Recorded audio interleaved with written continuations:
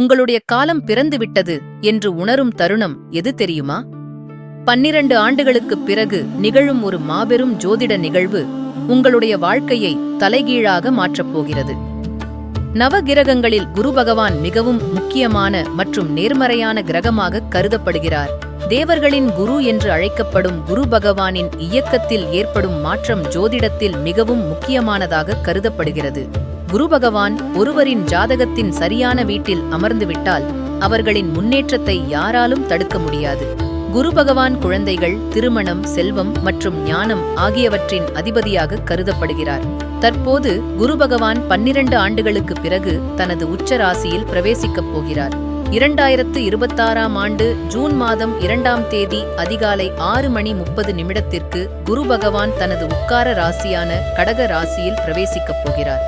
இந்த கிரக மாற்றத்தின் தாக்கம் அனைத்து ராசிக்காரர்களின் வாழ்க்கையிலும் தாக்கத்தை ஏற்படுத்தினாலும் குறிப்பாக 3 ராசிக்காரர்கள் ஜெயிக்கிற குதிரையாக மாறப்போகிறார்கள். அவர்கள் யார், என்னெந்த நன்மைகள் கிடைக்கப் போகின்றன என்று விரிவாக பார்ப்போம். முதலாவதாக மேஷ ராசி அன்பர்களே, குருவின் பெயர்ச்சியானது மேஷ ராசியின் 4ஆம் வீட்டில் நிகழவுள்ளது. குரு பகவான் 9ஆம் மற்றும் 12ஆம் வீடுகளுக்கு அதிபதியாவார். இந்த கிரக மாற்றம் உங்களுடைய வாழ்க்கையில் மகிழ்ச்சியை கொண்டு வரும். சில பரம்பரை சொத்துக்கள் உங்களுடைய கைகளுக்கு கிடைக்கலாம். குடும்ப உறுப்பினர்களின் ஆதரவு முழுமையாக கிடைக்கும். மேலும் அன்புக்குரியவர்களுடனான நெருக்கம் அதிகரிக்கும். நீண்ட காலமாக குழந்தைக்காக காத்திருப்பவர்களுக்கு இப்போது அதற்கான நேரம் கூடி வரலாம். வெளிநாட்டு தொடர்புகள் வாயிலாக உங்களுடைய பணவரவு அதிகரிக்கும். கடந்த காலத்தில் ஏதேனும் முதலீடுகள் செய்திருந்தால் இந்த காலகட்டத்தில் அதன் பலனாகச் சிறந்த லாபங்களை இப்போது நீங்கள் அடையக்கூடும். அலுவலகத்தில் உங்களுடைய செல்வாக்கும் நற்பெயரும் அதிகரிக்கும். இந்த காலகட்டத்தில் உங்களுடைய வாழ்க்கை தரம் சிறப்பானதாக மாறும். அடுத்ததாக கடக ராசி அன்பர்களே, குரு பகவான் கடக ராசியின் முதல் வீட்டில், அதாவது உங்களுடைய லக்னத்தில் பெயர்ச்சி அடையப் போகிறார். அங்கு அவர் உச்ச நிலையில் சஞ்சரிப்பார். கடக ராசியில் நிகழும் குரு பெயர்ச்சியானது உங்களுக்கு மிகப்பெரிய வெற்றிகளை கொடுக்கப் போகிறது. அவர் கடக ராசியின் 9ஆம் வீட்டிற்கும் 6ஆம் வீட்டிற்கும் அதிபதியாக திகழ்கிறார். இந்த பெயர்ச்சியால் உங்களுடைய முடிவெடுக்கும் திறன் மேம்படும். உங்களுடைய கடந்த கால ஆரோக்கிய பிரச்சினைகள் முடிவுக்கு வரும். இந்த காலகட்டத்தில் உங்களுடைய ஆளுமை மேம்படும். உங்களுடைய குணநலன்கள் மேம்படும். நீங்கள் பல நற்செயல்களை செய்வீர்கள். மேலும் சில தூய ஆன்மாக்களின் நட்பை பெறுவீர்கள். தானம் செய்வதில் உங்களுடைய ஆர்வம் அதிகரிக்கும். இது உங்களுடைய புகழையும் நற்பெயரையும் உயர்த்தும். கணவன் மனைவி உறவில் நிலவிய கருத்து வேறுபாடுகள் நீங்கி இருவருக்கும் இடையிலான பரஸ்பர அன்பு பெருகும்.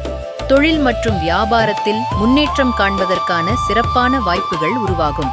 மூன்றாவதாக கன்னிராசி அன்பர்களே, கன்னிராசியின் 4ஆம் மற்றும் 7ஆம் வீடுகளின் அதிபதியான குரு பகவான் இந்த காலகட்டத்தில் கன்னிராசியின் 11ஆம் வீட்டிற்கு பெயர்ச்சியாகிறார். இந்த பெயர்ச்சி உங்களுக்கு மகிழ்ச்சிக்கான கதவுகளை திறந்து உங்களுடைய வருமானத்தை அதிகரிக்கும். 2026ஆம் ஆண்டின் குரு பெயர்ச்சியால் உங்களுடைய பொருளாதார நிலை வலுவடையும் மற்றும் வருமான ஆதாரங்கள் அதிகரிக்கும். உங்களுடைய நீண்ட கால ஆசைகள் இப்போது நிறைவேறும். உங்களுடைய நீண்ட கால திட்டங்களை நிறைவேற்றுவதற்கான நேரம் வந்துவிட்டது. இது உங்களுக்கு பெரிய வெற்றிகளை தரும். இந்த காலகட்டத்தில் உங்களுடைய சமூக வட்டம் விரிவடையும். கல்வியிலும் இது சிறப்பான காலகட்டமாக இருக்கும். மேலும் மாணவர்கள் இந்த காலகட்டத்தில் பெரிய வெற்றிகளை பெறலாம். காதல் தொடர்பான விஷயங்களுக்கு இந்த நேரம் மங்களகரமானதாக இருக்கும். இந்த பெயர்ச்சி உங்கள் காதல் திருமணத்திற்கான வாய்ப்புகளையும் உருவாக்கக்கூடும். திருமணமானவர்களுக்கு குழந்தை பிறப்பு குறித்த நற்செய்தி கிடைக்கலாம். திருமண உறவில் மகிழ்ச்சி அதிகரித்து உங்களிடையே அன்பு பெருகும். குரு பகவான் தரும் இந்த வாய்ப்புகளை சரியாக பயன்படுத்தி நம்பிக்கையுடன் செயல்பட்டால் குரு பகவானின் அருள் பரிபூரணமாக கிடைக்கும். முயற்சி உங்களுடையதாக இருக்கட்டும். வெற்றி இறைவனின் ஆசீர்வாதமாக அமையும். இந்த குரு பெயர்ச்சி உங்களுடைய வாழ்க்கையில் மிகப்பெரிய மாற்றத்தையும் முன்னேற்றத்தையும் தரட்டும் என்று வாழ்த்துகிறோம்.